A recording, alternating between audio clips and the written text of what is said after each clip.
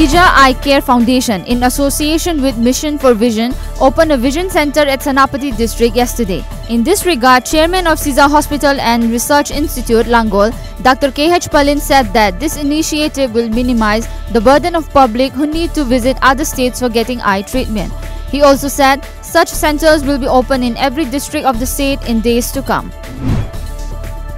Following the death of 6 more people in the last 24 hours, the death toll in Assam due to flood has risen to 75. According to sources, the flood situation has further worsened in Lower Assam following the release of excess water from the Kurichu hydropower plant reservoir in Kurichu River in Bhutan. A red alert has been sounded in districts of Barpeta, Chirang, Baksa and Bongaigaon. A unit of the Indian Army engaged in flood relief and rescue operations rescued 150 stranded civilians, including 60 women and children in Assam's Nalbari district.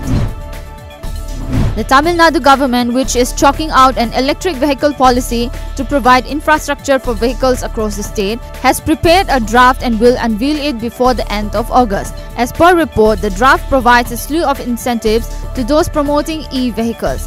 Tamil Nadu government is planning to get electric buses under the FEM the second scheme of the Union Ministry of Heavy Industries, as well as multi-phase loan from KfW, Germany. A life convict in the former Prime Minister Rajiv Gandhi's assassination case, S. Nalini, age 52, was released on a month's parole today. Amidst tight security, she came out of women's jail in Torapati, Vellore this morning. The release order was passed by the Madras High Court on July 5th after she argued her case in person.